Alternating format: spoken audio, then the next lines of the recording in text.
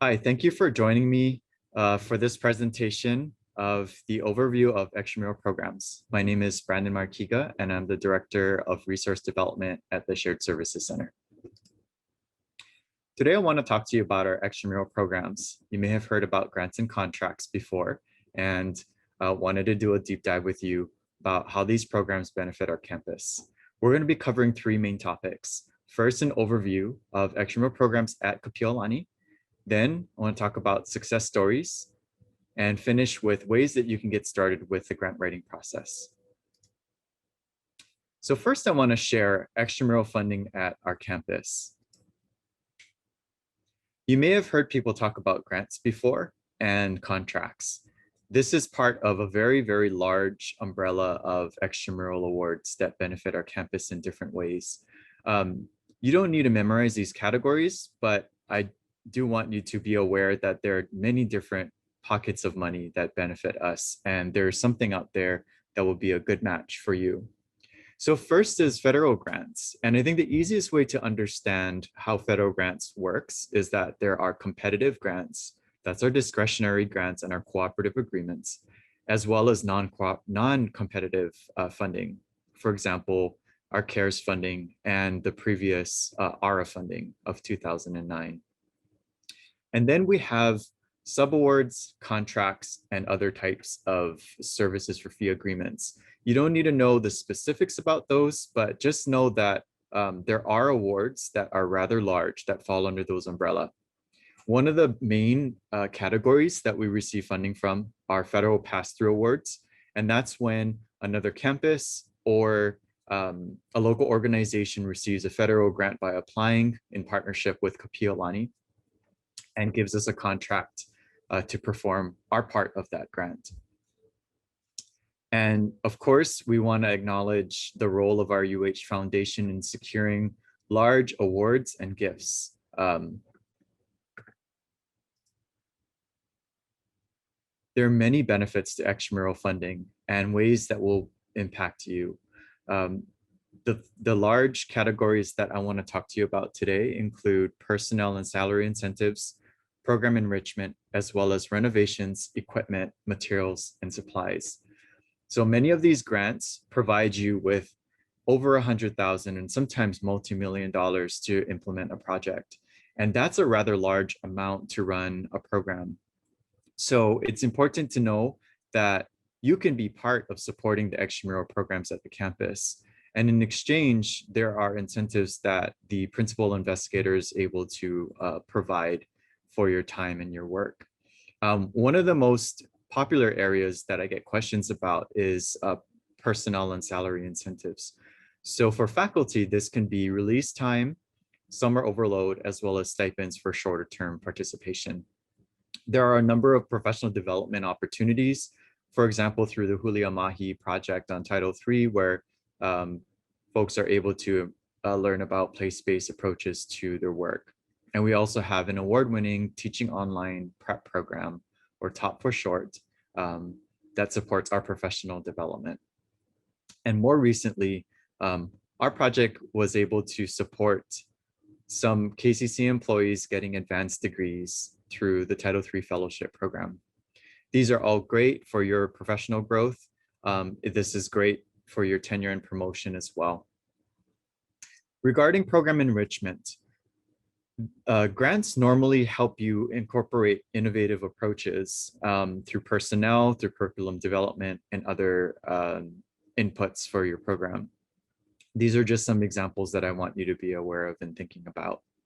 And then we, of course, have renovations, equipment, materials, and supplies. And with general funds and tuition and fee funds so limited these days, extramural funding is a really great way for us to renovate new spaces, to procure technology to help you do more efficient delivery of your academic and other service work. You can also get digital subscriptions to electronic resources and specialized equipments like light boards to enhance the classroom environment. So how did we do last year? Although it was a challenging year with a lot of anxiety about the budget situation, our campus exceeded its fundraising goal. Normally, we aimed for $5 million annually, and we raised over that. Our grand total was just shy of 6.9 million in extramural funding, both grants and contracts. This represents an increase in extramural funding by 86.48%. And of that, we were able to provide over $1 million in emergency financial assistance to students, as well as additional funds for merit-based aid. This was another record-breaking year for us. We increased our funding by $1.7 million from 2019. We received more federal funding from grants, but less state contracts. We received 24 unique awards. This is a chart that compares grants and contracts. We think of this as one large pot of extra resources to enhance our programs and support our students. And I wanted you to see how it breaks down. Grants are the large majority of how much funding we receive, and we already reached our $5 million goal through federal grants alone. This is across 8 different federal grants. These are new grants and not necessarily renewals of multi-year grants that had already been in place through Title III and NSF. So our access to funding is actually much greater than the $5 million that you see represented here. And with contracts, although it seems like it's a modest amount of funding, these are still really impactful for programs. And if you think that each award is on average about $100,000, that can do a lot for a program. This is comparing apples and oranges a little bit because these are different pots of funding, different sponsors, and for different purposes. But nonetheless, I thought this comparison would be a good way for us to understand the bigger picture of how grants and contracts break down for the campus. Here's a 5-year trend. We can talk about this more in depth if you'd like to know the specific numbers. The takeaways here is that the campus does very well with federal grants, and we raise around between $3 to over $5 million annually. And with contracts, there's always a steady performance about $150,000. So in 2020, we were still able to compete for more federal grants. And I want to list out the people who were successful in applying here. Our TRIO director, Brandon Chun, was able to get a perfect score on his TRIO Student Support Services grant. It was a very competitive cycle, and it was just amazing that our Kapiolani champion was able to get a perfect score. And then our campus had already received 8 Title III grants and was able to get a 9th one through the Kulo'a'a Advancing Indigenous Innovators project, designed by our Chancellor, Luis Pagodo, and Kapiolani Landgraf. And then our Vice Chancellor for Admin Services, Brian Ferruto, was able to secure our access to the Higher Education Emergency Relief Fund. This is commonly referred to as CARES by the legislation that funds it. We're also able to secure new contracts. And again, these are funds that help Kapiolani serve the local communities in areas where we need it most. And we know that 2020 was a really big year of need for health. So the Community Health Worker Program, run by Dean Lisa Raddick and Sally Pistana, received a number of contract awards. And our culinary program also played a really important role in feeding local communities. And to that end, Ulupono supported the Kapiolani feeding program to continue Daniel Leon's work in that area. I want to share success stories with you more in depth now. Our extramural fundraising strategy helps us continue to be competitive in the grant writing business. So to that end, our campus has over a decade of experience securing these multi-million-dollar grants, but it doesn't stop there, because once you secure that many grants, it gets more challenging for you to compete for the next round, where the expectation is the institution is supposed to pick up our success strategies.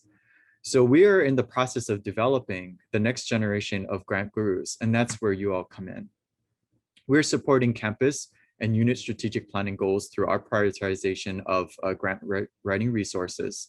We are also prioritizing large federal and other awards that will generate indirect costs to help us support the professional development that means a lot for all of you. We are reinvesting our RTRF, that's a revolving training and research fund, into the campus infrastructure to support grants.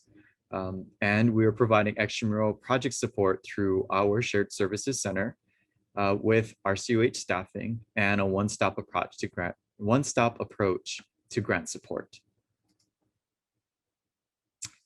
Here's our competitive advantages as a campus. And you're welcome to share this with your colleagues at other campuses if you'd like. I think it's a great idea for other collaborators to know what our strengths are, because this is what we can offer if we're partnering with other campuses to secure those contracts, secure those cooperative agreements.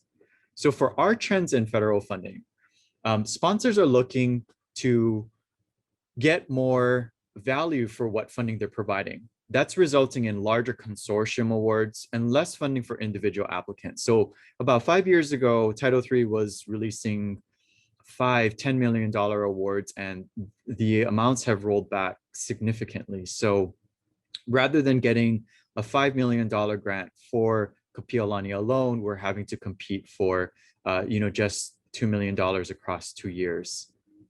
So to that end, Kapiolani has a proven track record as a lead campus for consortia awards, and we're also a good collaborator on other awards that other UH campuses have taken the lead on. We have a documented track record with Title III and the National Science Foundation, as well as other federal sponsors. There's been a greater emphasis on minority serving institutions. I want you to remember that if anybody approaches you for a grant that requires that you have MSI status, that stands for Minority Serving Institutions, we are eligible. Send me a note. I will make sure that you have a letter that proves that we have dual designation under ANNH and ANAPC. We will talk about what those acronyms stand for in just a little bit. So federal funding has become more competitive, and that's where our proven track record as a campus that can manage, implement, and evaluate grants comes in. We also have the institutional capacity to manage these funds through our shared services model for project support. So you're not having to run around and figure out the administrative processes on your own. Here are some specific examples of where our campus has been able to succeed uniquely for our University of Hawaii system. We are the lead on several consortium awards that are still ongoing. There are 2 large cooperatives through the National Science Foundation. Both LSAMP and PEACE support our STEM majors to transfer to 4-year baccalaureate awarding institutions. And we have a partnership with the University of Hawaii at Manoa, Hawaii Nui Akea, and that supports the transfer for Native Hawaiian students in the pipeline, not just Hawaiian Studies majors, but others as well. We're also partnering and extending our reach through new partners.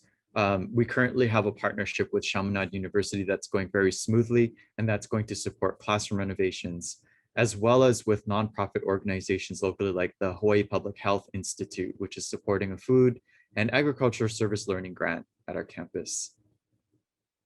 We continue to partner nationally, and I will share a little bit more with you about the NSF Includes grant that we just applied to, as well as our successful application to the EPSCoR workshop grant. More recently, in January, our campus applied to a brand new funding opportunity for us. So despite all of our success with the National Science Foundation, we're still able to find a new opportunity for us. And that's the NSF Inclusion Across National Communities of Learners of Underrepresented Discoverers in Engineering and Science. That's a mouthful, so I'm just going to refer to it as Includes. Kapiolani competed successfully in an internal competition at the university to serve as a lead applicant for all of the 10 University of Hawaii campuses. So to that end, we partnered with Manoa, West Oahu, Kauai, Honolulu, and Maui College. Our ask was for $3.3 million, which would raise $1 million in indirect costs. That's not all. Kapiolani was also asked to lead a 3-campus consortium for the university with another national alliance run through Cal State. Kapiolani was also invited to participate into other national programs. One was led by the Manoa Center on Disability Studies, and the other is led by Santa Clara University. Our library staff also applied for the Big Read National Endowment of the Arts grant, leading local libraries at the Department of Education and the Hawaii State Libraries.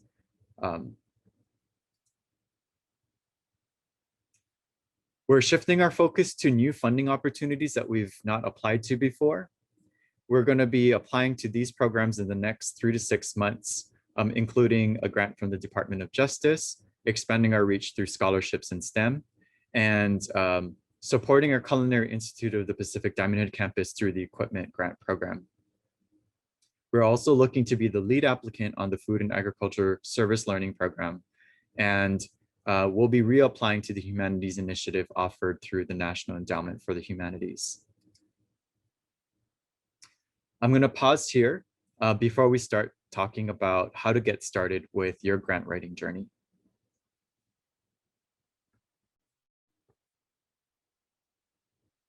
Hi, thank you for joining us for part 2 of the overview of extramural programs presentation. In this session, we're going to be talking about how to get started with applying for federal grants and contracts. Here are some broad topics I want to discuss with you today. Networking, building your portfolio, developing a one-page concept paper, and also maintaining a spreadsheet of expenses.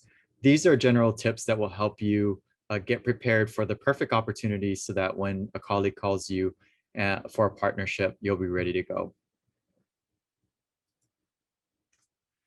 Grants and contracts is a lot about relationships, and there's a lot of value in expanding your network. Thankfully, 2020 was a year where we transitioned rapidly to virtual conferencing, which opened up opportunities for people here to connect with program officers based in Washington, D.C. This has been a great way to get insider information about federal grant programs that are not necessarily communicated in the sponsor website or the RFP, request for proposals. Leveraging professional memberships is also a great way for you to meet like-minded people who may be potential collaborators for multi-campus grants. I want to reiterate that Kapiolani's status as a minority serving institution is an asset for us. Not only does it allow us to qualify for grants that require MSI status, it puts us in categories where we can be the MSI campus that allows a consortium of MSIs and non-MSIs to qualify. Kapiolani has dual designation for both ANNH and ANAPC eligibility. That's the Alaska Native, Native Hawaiian serving institutions, and Asian American, Native American, and Pacific Islander serving institutions. So ANNH and ANAPC are commonly used for Title III programs under the Department of Education, but it's also the list that we use for other federal sponsors like NSF, NASA, Housing and Urban Development, and others. You can also start locally with colleagues who have grant experience, and they can share with you how they got their start with particular programs and also give you that guidance. This is especially true if you know somebody that has secured a multi-year award and will not be competing against you in the next cycle. And these are folks that can either be within your discipline or in another discipline for an interdisciplinary program. You may always search for previously funded proposals. I've had to submit Freedom of Information Act requests for certain programs that are a little bit more concealed than others, but programs through the National Science Foundation will even go as far as posting project summaries that you can browse, and you can even see what has been funded in your state. So those are excellent resources to tap into. And again, meeting program officers is a great way to network and also understand programmatically what priorities are. You can start your portfolio as a grant professional today. And this is a great thing to do even if you are not currently working towards a request for proposal that has gone out. It's not unusual for you to get a call from a colleague that will say, hey, I want to put you on this grant. Are you in? You're going to need a CV, a resume, or what's called a bio sketch for NSF grants. And these are things that you can update at your own time. Be sure to use your work address because federal sponsors are strict about not keeping personal information. So just make sure that you don't have your home address or your cell phone number on there. I encourage you to draft a one-page professional bio, including your institutional affiliations, academic discipline, and project management experience if you've been on federal grants and contracts before. This will help to create a management plan for federal grant applications, or even just provide some background that you bring to this innovative project that you may be working on. There is value in developing a one-page concept paper to pitch your idea to potential sponsors. If you're seeking funds from local, private, and foundation sponsors, you will have to prepare a one-page concept paper before you're invited to apply.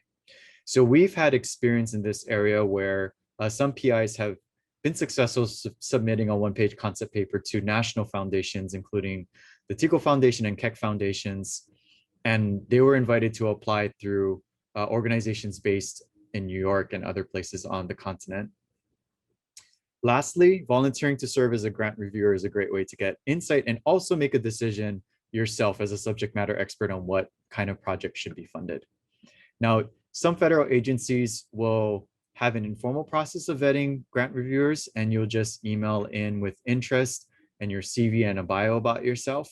Others may have a formal process through an online submission system. So if this is interesting to you, please reach out to me and I'll try to connect you with a program that is seeking grant reviewers at this time. Budgeting for success is really important. We have to remember that grants are all about requesting funding for your new innovative project idea. To that end, I hope you're familiar with Excel and Google Sheets, whatever works best for you. You want to make sure that you can build an inclusive budget that incorporates all of the costs. Often overlooked are personnel costs and indirect costs, and these are things that I can help you with. So please reach out if you have questions. It's also important to keep in mind that when you're applying for large federal grants, there are both direct and indirect costs most of the time. Depending on which sponsor you're applying to, a certain type of indirect costs may apply. For federal grants that are for non-research projects, the indirect cost rate is 45%. And that can be rather significant if you're looking at smaller grant projects where there aren't too many funds to stretch across the direct and indirect costs allocation. The amount's different. UH Foundation may ask for 5% and state agencies may ask for 10%. And federal flow down contracts are a little different at 25% as a suggested rate. You don't need to memorize your indirect cost rates. Please just call the shared services office and we'll help you determine what your indirect cost rate is. Remember that whatever funds you request should support new innovations. In federal grant words, we say there's a difference between supplementing versus supplanting. You want to remember that whatever funds you receive will supplement what the campus resources already provide you with. So you want to make sure that if you're requesting funds for a position, it's not simply just because somebody's position is no longer funded because of budget cuts. On the topic of personnel, it's important to know your salary and fringe benefit costs in case you're seeking release time or overload. You can check your payroll notification form if you're an UH employee, or you can email the KCC Human Resources Department at the address there. And remember that if you're building a budget that includes different types of personnel, we have executive managerial, faculty, APT, and RCOH employees that have their own respective pay scales. You don't need to know where to go for those. Please just reach out to the Shared Services Center if you need that information. Another great way to see whether there are costs that you're not thinking of is to review a sample project budget for another project that you're applying to.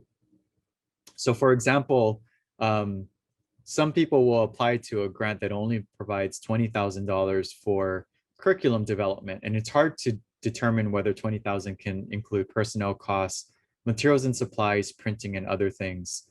Looking at past projects helps us to confirm whether those are funds that are allowable by the sponsor, if not directly stated in an RFP.